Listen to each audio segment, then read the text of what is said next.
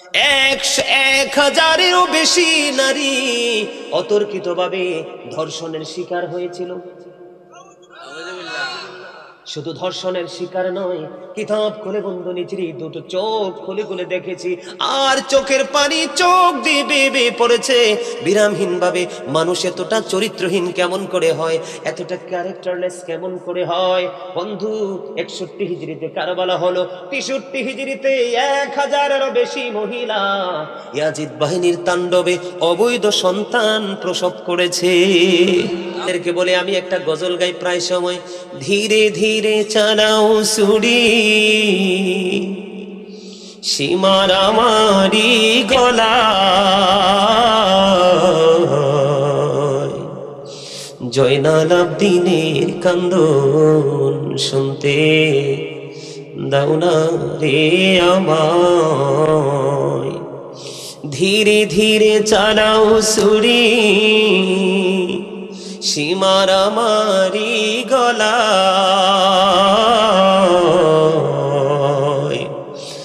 জয়নাল আবদিনের কান্দন শুনতে দাও না রে আমায়। আমার নানা নবী ছিলেন,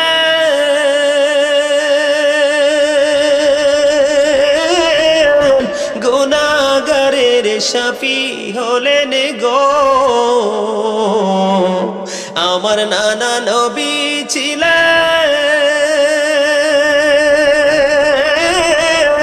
গুনাহগারের শাফি হলেন গো।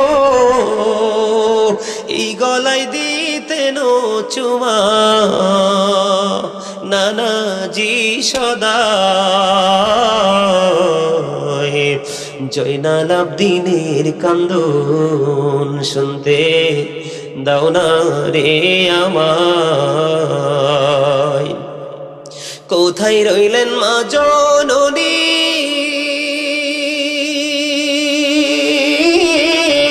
তোমার হোসেন ধরাশায়ী গো।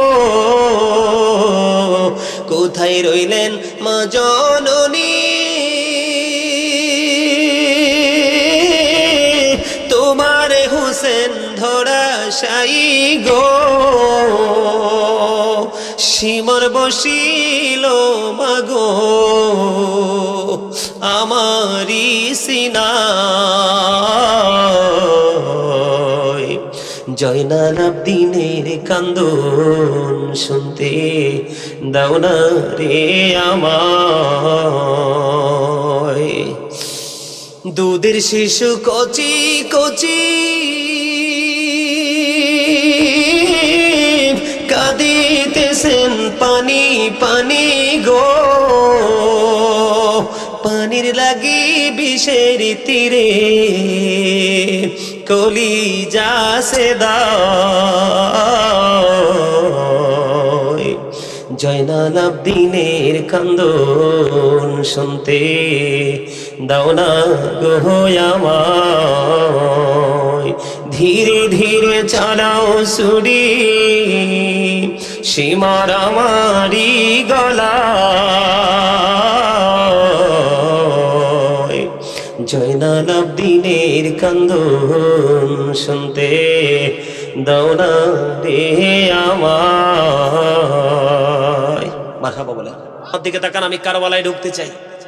কারবালা হয়েছে 61 হিজরিতে। কোন হিজরিতে? 61 হিজরিতে কারবালা হয়েছে। আর এই কারবালার নির্মম ঘটনা ঘটিয়েছে বন্ধু ইয়াজিদ। ইয়াজিদের বাবা আমির মুয়াবিয়া আমার নবীর একজন প্রিয় সাহাবী ছিল, কিন্তু ইয়াজিদ ছিল অত্যন্ত দুষ্ট। তিনি দুষ্ট হয়েছে কেমন করে আমি আপনাদেরকে বলি। আমাদের মা বোনেরা দেখবেন পাতলা পোশাক পরা পছন্দ করে। নবীজি বলেছেন যেই মহিলা পোশাক পরার পরেও বন্ধু তার বডি দেখা যায়, নবীজি বলেছেন ওই মহিলাটা উলঙ্গিনী ল্যাংটা নারী।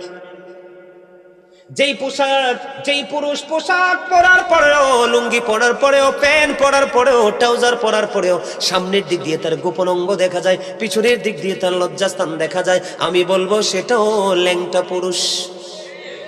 কারণ আল্লাহ তো দিয়েছে পোশাক লজ্জাস্থান ঢাকার জন্য। আল্লাহ মানুষকে সুন্দর করে বানাইছে, এই মানুষকে যেন আরো সুন্দর লাগে আল্লাহ পোশাক দিয়েছে। এই পোশাক দেওয়ার পরেও যদি তুমি তোমার লজ্জাস্থান রাখতে না পারো, তাহলে তোমার চেয়ে হতভাগার কেউ হতে পারে না। আমি আপনাদেরকে বলি, এই জিন্স প্যান্ট আমাদের মধ্যে ঢুকাইছে বেঈমানেরা, আমাদের থেকে মেসওয়াকটা কেড়ে নিয়েছে, ব্রাশ দিয়েছে বেঈমানেরা। নারীরা পাতলা পোশাক পরা সেটাও দিয়েছে বন্ধু বেঈমানেরা। এই জন্য আল্লাহ রাব্বুল আলামিন কোরআনে বলেছে, ইন্নাল কাফিরিনা কানু লাকুম আদুওয়াম মুবিনা। আল্লাহ রাব্বুল আলামিন বলেছেন, দ্য হেরিটেক্স আর the eternal enemy of the believers. ঈমানদারদের প্রকাশ্য শত্রু হলো বেঈমান কাফেরেরা। ইয়াজিদের বাবা আমির মুআবিয়া নবীর প্রেমিক, তিনি একজন সাহাবী ছিলেন। বন্ধু, ওনার সন্তান হলো ইয়াজিদ। তিনি কিন্তু কোনো বেঈমান কাফের মুশরিক ছিলেন না, তিনিও কিন্তু মুসলমান ছিল।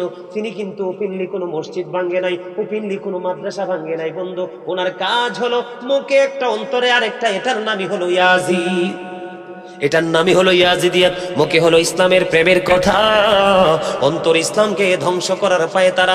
এটার নাম হলো বন্ধু ইয়াজিদিয়াত। আপনাদেরকে বলি, ইয়াজিদের যে উপদেষ্টা ছিল তার নাম ছিল শারজুন বিন মানসুর রুমি, যিনি ছিলেন একজন ইহুদি। তিনি দিনের বেলা বানর নাচাতো, রাতের বেলা মদের আসর বসাতো, নারীদেরকে, নষ্ট নারীদেরকে নিয়ে নাচ গানের আয়োজন করত। জোরে জোরে বলেন না নাউজুবিল্লাহ, আর জোরে বলেন না নাউজুবিল্লাহ। বন্ধু, আমি আপনাদেরকে বলি, কারবালা হয়েছে 61 হিজরিতে, আর 63 হিজরিতে হাররার ঘটনা ঘটিয়েছে ইয়াজিদ বাহিনী। আপনারা জানেন কিনা জানি না, যেই মসজিদে নববীর মধ্যে বন্ধু 1 রাকাত নামাজ পড়লে 50,000 রাকাতের সওয়াব পাওয়া যায়, ওই মসজিদে নববীর মধ্যে 3 দিন পর্যন্ত আজান দিতে দেয় নাই, আজান দিতে দেয়নি, নামাজ পড়তে দেয়নি। ঘোড়া বেঁধেছিল, ঘোড়া রাস্তা বল করেছিল, নোংরা করে দিয়েছিল। বন্ধু, আপনাদেরকে আরো বড় নোংরা জঘন্য খবর আমি দিতে চাই বন্ধু। মদিনায় অতর্কিতভাবে 63 হিজরিতে 700-এরও বেশি সাহাবীকে হত্যা করা হয়েছে। 10,000-এরও বেশি সাধারণ মানুষকে হত্যা করা হয়েছে বন্ধু। কিতাব প্রমাণ করেছে ইয়াজিদ বাহিনী হলো 100% ক্যারেক্টারলেস পিপল। বুঝেন নাই? চরিত্রহীন, চরিত্রহীন। নবীকে মানলে হবে গুড ক্যারেক্টার সম্পূর্ণ পারসন, আর নবীকে না মানলে হবে ক্যারেক্টারলেস পারসন। ইয়াজিদ এবং তার দল কোরআন হাদিসের ভাষায় বন্ধু ক্যারেক্টারলেস পিপল হিসাবে আমরা সবাই জানি, চরিত্রহীন লম্পট। আমাদের দেশে অনেক মানুষ আছে ইয়াজিদের প্রশংসা করে, আছে না নাই? ইমাম হুসাইনের কথা কয় না? আরে যুবক, চান্দিনা উম্বরপুরের যুবক, আমি কিন্তু একটু পরে মাহফিলটা শেষ করে দিব, তোমরা তোমাদেরকে বলবো you are very 100% successful person. কেন জানোনি? তোমরা যদিও হেসেছো, যদিও তোমরা মজা করেছো, আমি বিশ্বাস করি তোমরা ওয়াজেও মজা পেয়েছো, কারণ মজা না পাইলে কেউ কখনোই কাছে থাকে না। আমি তোমাদেরকে আরেকটা মজা দিতে চাই। ইমাম হুসাইনকে বাদ দিয়ে তোমরা আলোচনা করো, ইমাম হুসাইনকে নিয়ে আলোচনা করো না। নবীজি বলেছেন, আল হাসান ওয়াল হুসাইন সাইয়্যিদা শাবাবি আহলিল জান্নাহ। আমার নবীজি বলে দিয়েছেন, ইমাম Hasan and Husain are the leader of younger people in Jannah. আমার নবীজি বলেছে, রে আমার যুবক উম্মতেরা, তোমরা শুনে রাখো, তোমাদের জন্য জান্নাতের রিসেপশনে দাঁড়িয়ে থাকবে, তোমাদের লিডার হয়ে যাবে ইমাম হাসান হুসাইন, 2 ভাই। আরে জোরে কন্না সুবহানাল্লাহ। বন্ধুরি আমার, আমার দিকে তাকান। 1,000-এরও বেশি নারী অতর্কিতভাবে ধর্ষণের শিকার হয়েছিল। শুধু ধর্ষণের শিকার নয়, কিতাব খুলে বন্ধু নিজেরই দুটো চোখ খুলে খুলে দেখেছি, আর চোখের পানি চোখ দিয়ে বেয়ে বেয়ে পড়েছে বিরামহীন ভাবে। মানুষ এতটা চরিত্রহীন কেমন করে হয়, এতটা ক্যারেক্টারলেস কেমন করে হয় বন্ধু? 61 হিজরিতে কারবালা হলো, 63 হিজরিতে 1,000-এরও বেশি মহিলা ইয়াজিদ বাহিনীর তাণ্ডবে অবৈধ সন্তান প্রসব করেছে। যেই জিনা, যেই সমকামিতা, যেই ব্যভিচার ছিল লূত আলাইহিস সালামের জামানায়। নাউজুবিল্লাহ বলেন না, আরো জোরে বলেন নাউজুবিল্লাহ। এখনো আমাদের দেশে বলৎকার আছে না নাই? জিনা আছে না নাই? লজ্জাস্থান দিয়ে বন্ধু, ও বন্ধু, শারীরিক ফিজিক্যাল মেলেমেশা আছে না নাই? এই বন্ধু, এগুলা বড় নোংরা জিনিস, অত্যন্ত খারাপ জিনিস বন্ধুরে আমার। এগুলো কখনোই নবীর উম্মত হতে পারে না। এগুলো হলো ইয়াজিদের উত্তরসূরি। কথা বলেন না কেন? আরো জোরে বলেন। এখন আসেন আমার দিকে। এতগুলো কথা আমি কেন বললাম? মানে ইয়াজিদের চরিত্র বোঝানোর জন্য। কোন ইমানদারের উপদেশটা যদি ইমানদার হয়, ইমান আমল ঠিক থাকবে। কোন ইমানদারের উপদেশটা যদি কোনো বেঈমান হয়, কখনোই কোনো মানুষ ঠিক থাকতে পারবে বন্ধুরে আমার। আমি আপনাদেরকে বলবো 61 হিজরির যে মর্মান্তিক ঘটনা বন্ধুরে আমার, হযরত আলী আকবর, যখন আমি একবারে মর্মান্তিক জায়গাটা নিয়ে একটুখানি বলতে চাই, আমার দিকে তাকান। হযরত আলী আকবর একক যুদ্ধ করতে করতে করতে করতে করতে করতে একক যুদ্ধ, হযরত আলী আকবরের পালা আসলো বন্ধু। হযরত আলী আকবরের পালা যখন আসলো, হযরত আলী আকবর যখন তিনি যুদ্ধের ময়দানে গেলেন, হযরত হুসাইন রাদিয়াল্লাহু তাআলা আনহু তাকে আদর করে তাকে যুদ্ধের ময়দানে বন্ধু কি করলেন? পাঠিয়ে দিলেন। 3 দিন পর্যন্ত ফোরাত নদীর পানি বন্ধ। কয়দিন? 3 দিন মানুষ কি পানি না পেয়ে থাকতে পারে? যেই নবীর কারণে আল্লাহ রাব্বুল আলামিন এত নিয়ামত বরাদ্দ করে দিল, যেই নবীজির কারণে এত নিয়ামত আমাদেরকে বন্ধ দিয়ে দিল, সেই নবীর কলিজার টুকরা, জান্নাতের সরদার, জান্নাতের লিডারের মধ্যে একজন, অনলি ওয়ান পারসন, ইমাম হুসাইন রাদিয়াল্লাহু তাআলা আনহু। তিনি বন্ধু ওই দিনের জন্য সবচেয়ে বড় সেফ ছিলেন। কিন্তু ওনার জন্য, ওনার দলের জন্য 3 দিন পর্যন্ত ফুরাত নদীর পানি বরাদ্দ ছিল না বন্ধু। পশু পাখি, বেঈমান কাফের মুশরিকেরা ফুরাত নদীর পানি বন্ধু খেয়েছে, ভক্ষণ করেছে। নবীজির কলিজার টুকরা, যার মা হলো জান্নাতে মুমিনাদের সরদারিনী, মা খাতুনে জান্নাত ফাতেমা, তিনি হলেন আপনার বন্ধু উম্বরপুর গ্রামে। আজকে আমার মা বোনেরা নিশ্চয়ই অনেকে আলোচনা শুনতেছে। আল্লাহর হাবিব বলেছেন, উম্বরপুর পুনশাইরের আমার মা এবং বাবা, মা গো, তোমাদেরকে বলতে চাই, বোনদেরকে বলতে চাই, আল্লাহ রাব্বুল আলামিন, আল্লাহর হাবিব জানিয়ে দিয়েছে, ফাতেমা তু সাইয়্যিদাতু নিসাই আহলিল জান্নাহ। আমার নবী বলেছেন, mother Fatema is the leader of females in Jannah. আমার নবী বলে দিয়েছেন, মুমিনাতের জান্নাতে সরদারিনী হবে মা খাতুনে জান্নাত ফাতেমা। ইমাম হুসাইনের মতো মানুষ ওনার জন্য ফুরাত নদীর পানি বরাদ্দ বন্ধু। বন্ধুরে আমার, ইমাম হুসাইনের থেকে অনুমতি নিয়ে, হযরত আলী মুকাম থেকে অনুমতি নিয়ে আলী আকবর চলে গেলেন যুদ্ধের ময়দানে।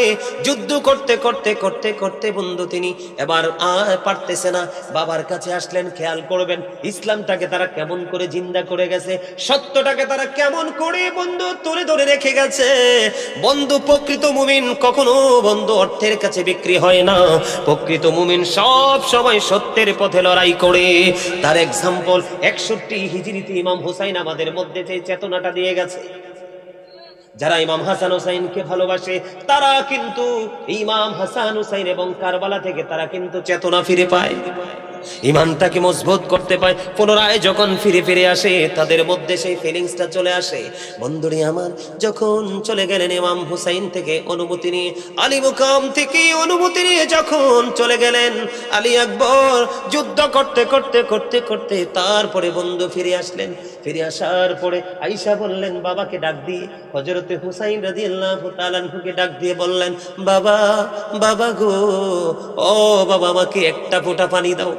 আল্লাহু আকবার বলেন না? আল্লাহু আকবার। বাবা, বাবা গো, আমাকে একটা ফোঁটা পানি দাও। আমি যদি একটা ফোঁটা পানি পাই গো, ওই আমি আমার নানার দুশমন, ইসলামের দুশমন, আল্লাহর হাবিবের বিধানকে যারা অমান্য করে, কলঙ্কিত করে, এই কলঙ্কিত মানুষগুলোর উপর আমি আমার হায়দারি আক্রমণ চালাবো। এই কথা যখন বললেন হযরত আলী আকবর, বন্ধু কত হৃদয় বিদারক, কলিজা ছিঁড়ে যায় রে। আপনাদেরকে বলে বুঝাতে পারবো না।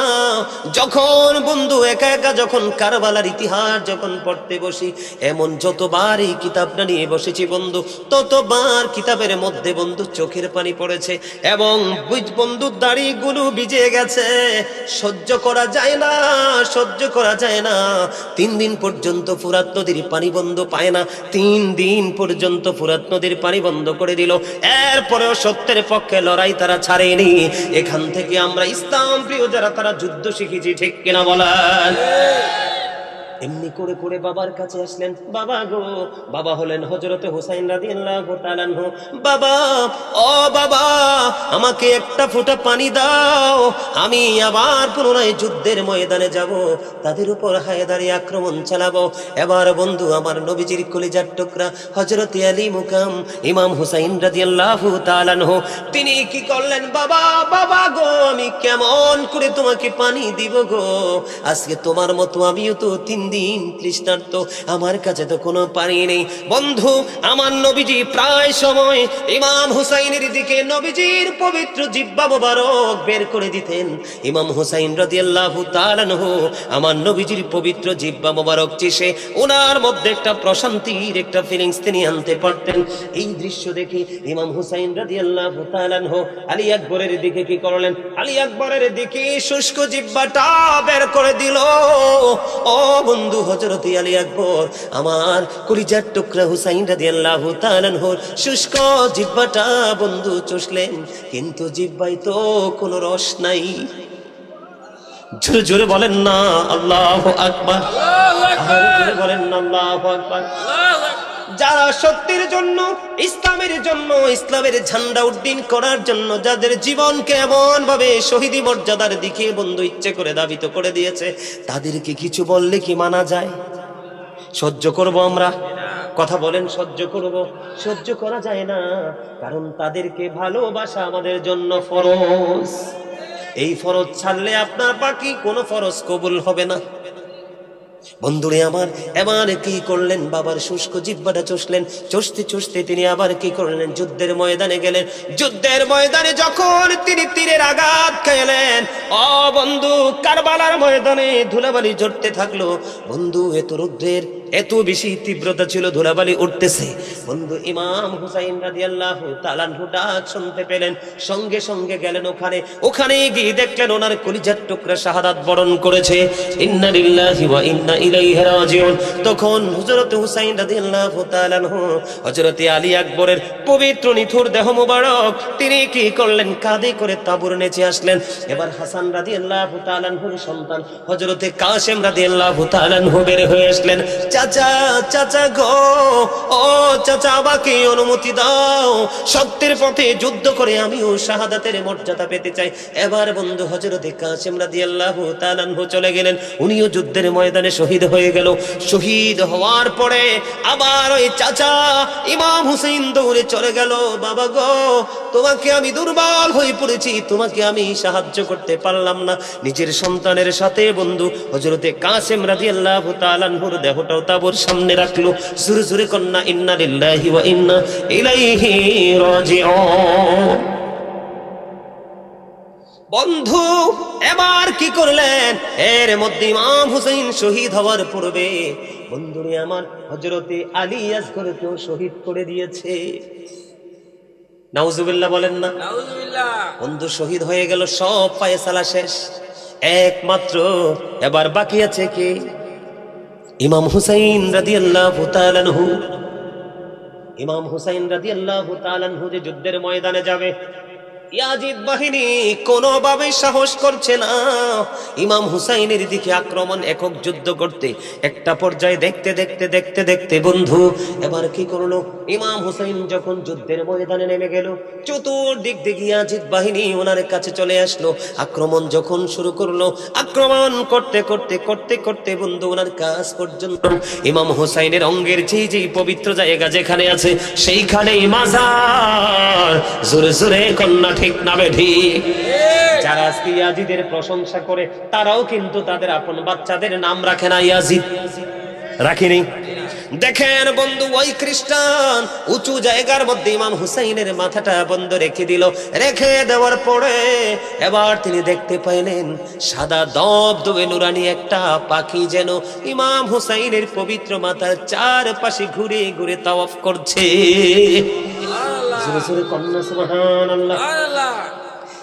আমি আপনাদেরকে বলে দিতে চাই, এই যে ইমাম হুসাইন এবং ইয়াজিদের মধ্যে দ্বন্দ্ব হলো, ইয়াজিদ ছিল রং, ইমাম হুসাইন ছিল রাইট। ইমাম হুসাইন ছিল সত্যের পক্ষে, ন্যায়ের পক্ষে, আর ইয়াজিদ বাহিনী ছিল পুরোপুরি আল্লাহর হাবিবের বিপক্ষে। এই কারণেই বন্ধু যুদ্ধ হয়েছে, আর এই যুদ্ধ থেকে আমরা ইমানদাররা শিক্ষা নিয়েছি, ঠিক কিনা বলেন? এই জন্য আমি আপনাদেরকে বলি বন্ধু, আমি আপনাদেরকে বলি, আমি একটা গজল গাই প্রায় সময়, ধীরে ধীরে চালাও ছুরি, সীমার আমারি গলা, জয়নাল আবদিনের কান্দন শুনতে দাও না রে আমায়, ধীরে ধীরে চালাও ছুরি, সীমার আমারি গলা,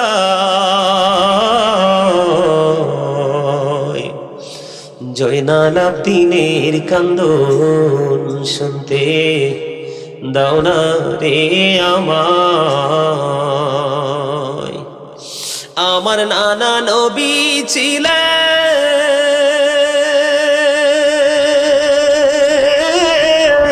গুনাহগারের শাফি হলেন গো। আমার নানা নবী ছিলেন, গুনাহগারের শাফি হলেন গো। এই গলায় দিতেন চুমা নানাজি সদা, জয়নাল আবদিনের কান্দন শুনতে দাও না রে আমায়। কোথায় রইলেন মা জননী,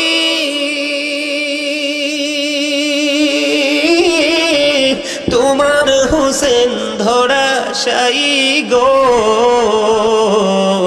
কোথায় রইলেন মা জননী, তোমার হোসেন ধরাশায়ী গো। সীমার বসিল মাগো আমারি সিনায়, জয়নাল আবদিনের কান্দন শুনতে দাও না রে আমায়। দুধের শিশু কচি কচি কাঁদিতেছেন পানি পানি গো। পানির লাগি বিষের তীরে কলিজা সেদা,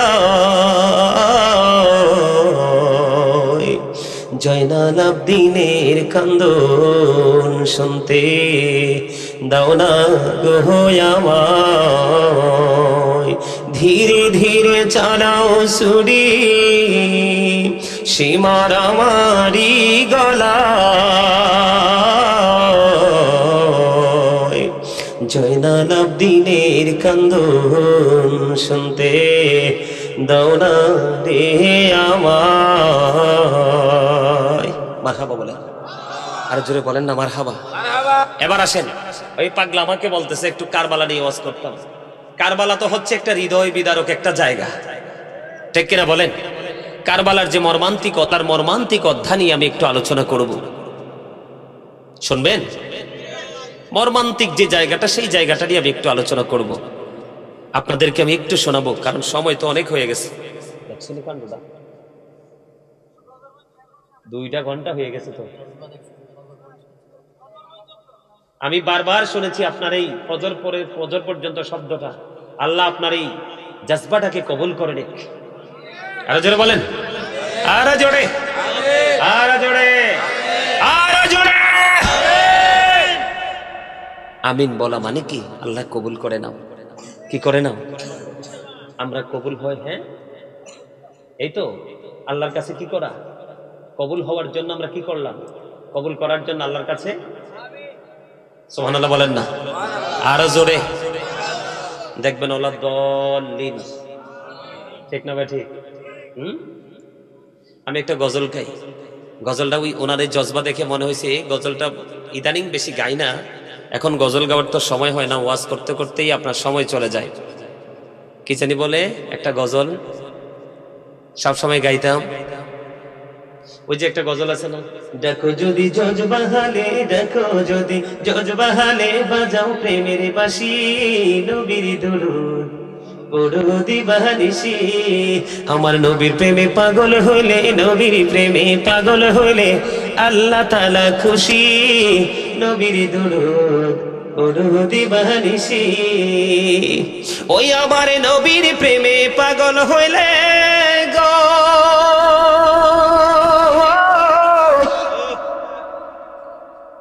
ওই আমার আল্লাহ তাআলার দিদার মিলে গো। দেখো যদি জজ বাহালে, দেখো যদি জজ বাহালে, বাজাও প্রেমের বাঁশি, হায়রে বাজাও প্রেমের বাঁশি, নবীর দুরূদ পড়ো দিবানিশি। ওই আমার নবীর প্রেমে যে হয় মাতাল, তাহার সম্মানে রয় চিরকাল। প্রমাণ আছে হযরত বিল্লাল, প্রমাণ আছে হযরত বিল্লাল, বাইন্দা প্রেমের রশি, হায়রে বাইন্দা প্রেমের রশি, নবীর দুরূদ পড়ো দিবানিশি। ওই হযরত ওয়াস করুনি প্রেমিক ছিল গো, ওই আমার নবীর প্রেমে দাঁত ভাঙিল গো। জুব্বায়ও উপহার পাইল, জুব্বায়ও উপহার পাইল, হইয়া প্রেমে উদাসী, নবীর দুরূদ পড়ো দিবানিশি। মারহাবা কন্যা,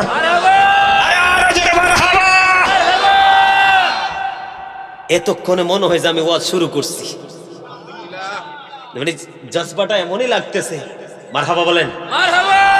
আল্লাহ আমাদের সবাইকে এতক্ষণ যে আলোচনা করেছি, যে কন্ডিশন গুলো আল্লাহর হাবিব আমাদেরকে দিয়েছেন, সবগুলো কন্ডিশন মেনে আগামী কাল থেকে যেন আমরা নতুন জীবন শুরু করতে পারি, আল্লাহ যেন আমাদের সবাইকে কবুল করেন। সকলে বলেন আমিন, আর যেন বলেন না আমিন।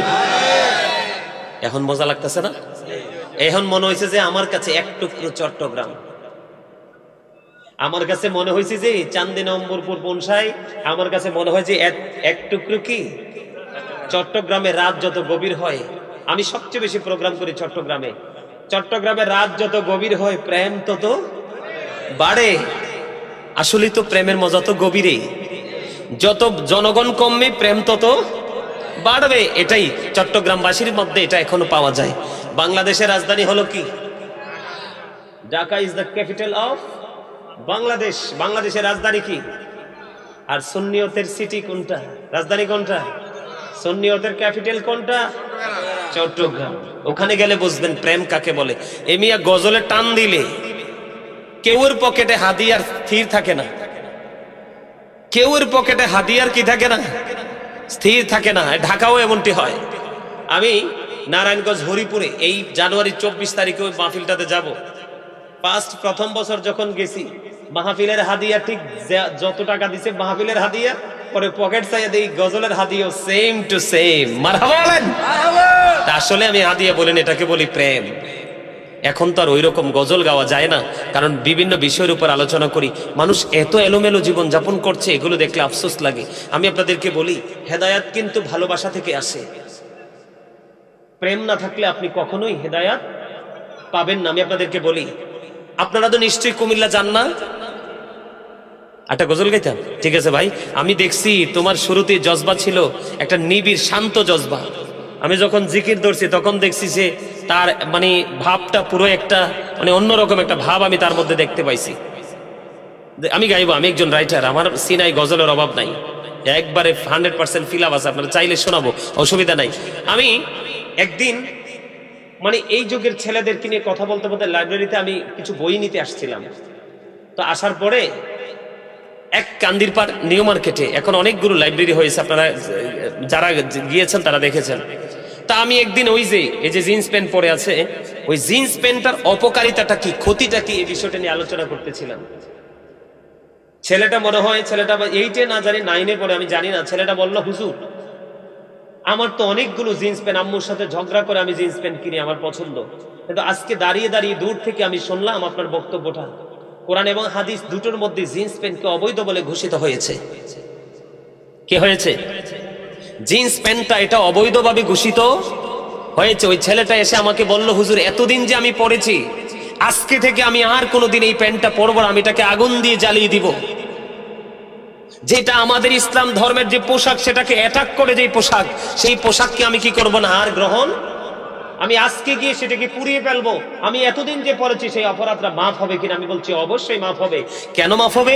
আল্লাহ বলেছেন, আল্লাযীনা আমানু, যারা ঈমান এনেছে, ওয়া কানু ইয়াত্তাকুন, এবং তাকওয়া অবলম্বন করেছে, লাহুমুল বুশরা, তাদের জন্য সুসংবাদ, ফিল হায়াতিদ দুনিয়া, দুনিয়ার জীবনে, ও ফিল আখিরা, এবং পরকালের জীবনে। জোরে জোরে বলেন না সুবহানাল্লাহ।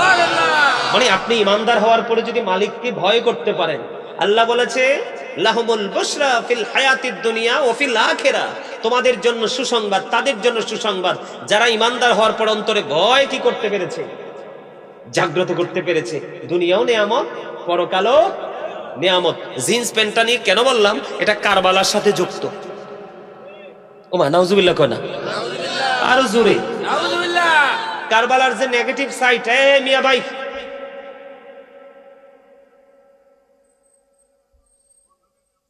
এটা কারবালার যে সাইড, দুটো সাইড, একটা নেগেটিভ একটা পজিটিভ। নেগেটিভ সাইডের সাথে এই জিন্স প্যান্টটা যুক্ত। কেন যুক্ত আমি বলি, এই কারণে যুক্ত। এইদিকে দেখেন, এই যে আমার পায়জামার উপরটা কিন্তু এখানে, নাভির অনেক উপরে, 4 থেকে 5 আঙ্গুল উপরে, আর নিচে দিয়ে তো টাকনোর অনেক উপরে। কেন বলতেছি, তোমরা এই বিষয়টা সিরিয়াসলি নিবে ভাইয়ের আমার। তো এই পোশাকটার পাশাপাশি আরেকটা ওয়াজ করতে হবে। আমার একটা স্বাস্থ্য ভাই এসে বইছিতে একবার টকটকে লাল পাঞ্জাবি পরে আসছে। এই পাঞ্জাবিটা পুরুষের জন্য টকটকে লাল পোশাকটা কতটা ক্ষতির কারণ, এটাও একটু বলবো। এটার সাথে নিবেন আপনারা, বিশেষ করে যুবকরা তোমরা নিবা। এই শিক্ষাটার দরকার আছে না নাই? আছে না নাই? তোমরা তো সিল মেরে ফেলছি, মাস্কটা খুলে ফেলো।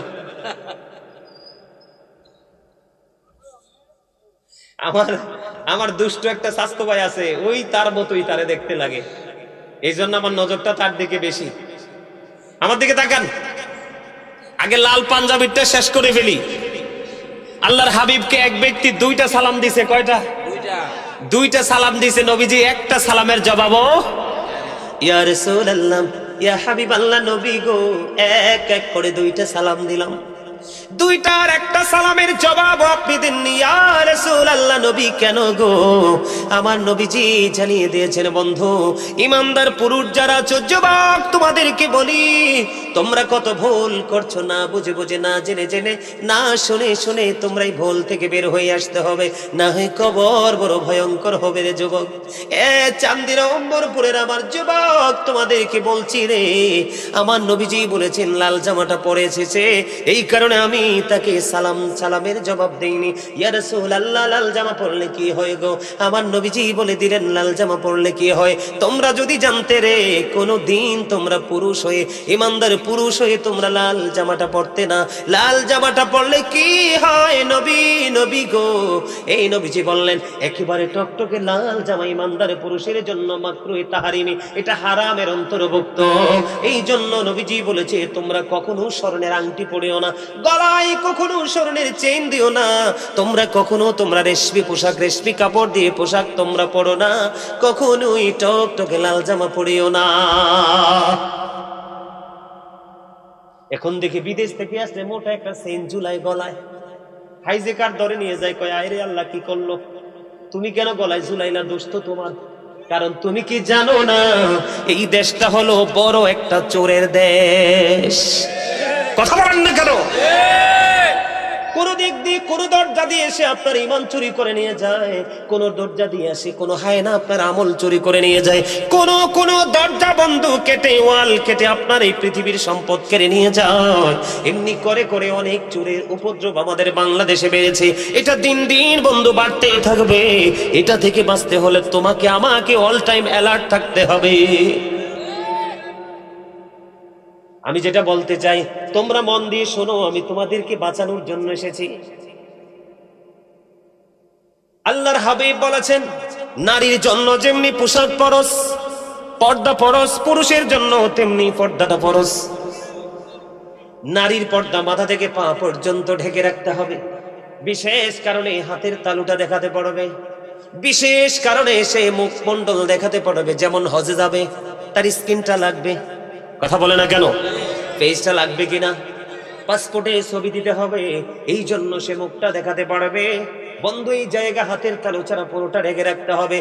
আর বন্ধু উম্মরপুরের আমার যুবক, বিশেষ করে তোমাদেরকে আমি আমার স্টুডেন্টদের সাথে তুলনা করলাম, আমার স্টুডেন্ট তুললো আমার যুবক ভাইয়েরা, তোমরা সবাই শোনো গো, গোটা পৃথিবীর বুকে আমার যে ইমানদার মুমিন মুসলমান যুবক যুবক পুটপুটে সুন্দর নুরানি চেহারার আমার ভাইয়েরা রে, তোমরা সবাই আমার কথাটা শোনো। নবীজি বলে দিয়েছে হাদিস শরীফের মধ্যে এসেছে, বুখারীতে এসেছে হাদিসটা, যেই ব্যক্তি ইচ্ছে করে টাকনুর নিচে ঝুলিয়ে ঝুলিয়ে পোশাকটা পরে, লুঙ্গি হোক, পেন হোক, পায়জামা হোক, ট্রাউজার হোক, যেটাই হোক, নবীজি বলেছে যদি এটা টাকনুর নিচে চলে যায় রে, তোমার ঠিকানা হয়ে যাবে জাহান্নাম। তুমি সারাটা জীবন তুমি নামাজ পড়তে পারবা। আমি এক্সাম্পল দিই, তুই টেনশন করো না, আমি কারবালার ওয়াজ করে আজকে যাব, কারণ এখানে আমি হাদিয়ার জন্য আসিনি। যেই হাদিয়াতে আমারে দিবে বলছে বন্ধু, মানুষ ভয়েও আমাকে হাদিয়া দিতে বলে না, শুধুমাত্র প্রেমের কারণে এসেছি।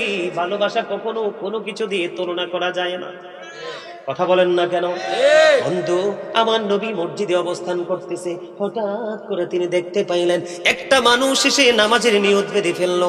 গভীর মনোযোগ দিয়ে শোনো বন্ধু তোমরা, আমার নবীজি দেখলেন সে নামাজের নিয়ত করে ফেলেছে। তারপরে নবীজি বললেন তুমি ওযু করে আসো। তিনি ওযু করে আসলেন, এসে আবার তিনি নামাজে দাঁড়ালেন। নবীজি বললেন তুমি ওযু করে আসো।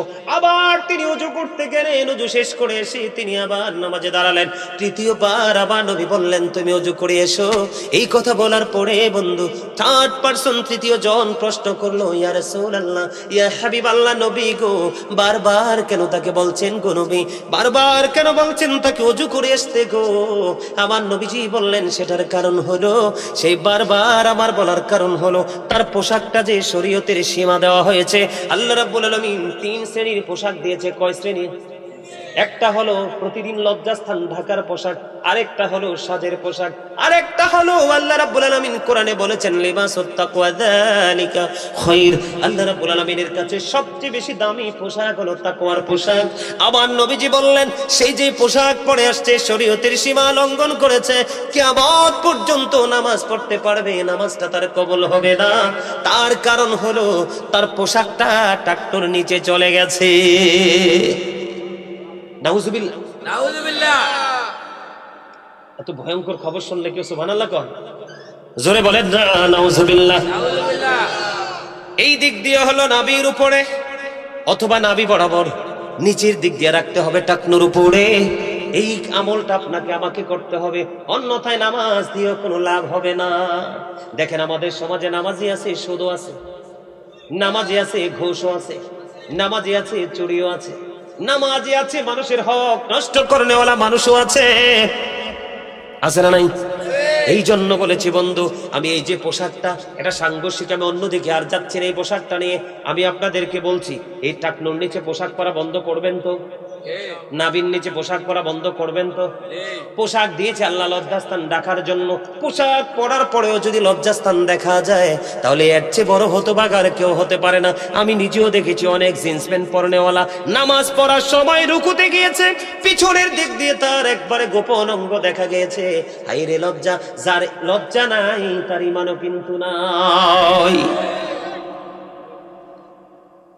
বলে হুজুর এখানে কেন বললেন কারবালার সাথে যুক্ত? আমার সম্মানিত উপস্থিতি, অনেক লম্বা সময় হয়ে গেছে, অনেক লম্বা সময়, আমি আর আলোচনা করব না। আপনারা যদি বিস্তারিত কারবালার আলোচনা শুনতে চান, অনলাইনে আমার একাধিকবার এই আলোচনাটা করা আছে, গুরুত্বপূর্ণ যে জায়গাগুলো এগুলো নিয়ে আলোচনা করেছি। আমি আপনাদেরকে শুধু এইটুকু বলতে চাই, জীবন যতদিন আছে ততদিন আমরা সত্যের পক্ষে থাকব, মিথ্যার বিপক্ষে লড়াই করে যাব। এটাই হলো আমাদের আদর্শ, এটাই হলো ইমাম হুসাইনের আদর্শ, এটাই হলো আপনার আমার প্রাণের নবীর শিক্ষা। তাহলে আমরা দুনিয়া এবং আখিরাত উভয় জাহানে আমরা সফল হতে পারবো। কথাকে বুঝতে পারছেন? আর জোরে বলেন, বুঝতে পারছেন? সম্মানিত উপস্থিতি, সবাইকে বিনীতভাবে অনুরোধ করব, সকলে 5 ওয়াক্ত নামাজ পড়বেন, হালাল পথে রোজগার করবেন, মা বাবার সাথে ভালো আচরণ করবেন, আর এই মাহফিলটা আপনারা প্রতিনিয়ত ধরে রাখার চেষ্টা করবেন। কারণ এই মাহফিলের মাধ্যমে এত বেশি উপকৃত হয় কবরবাসী, যেটা আপনি কল্পনাও করতে পারবেন।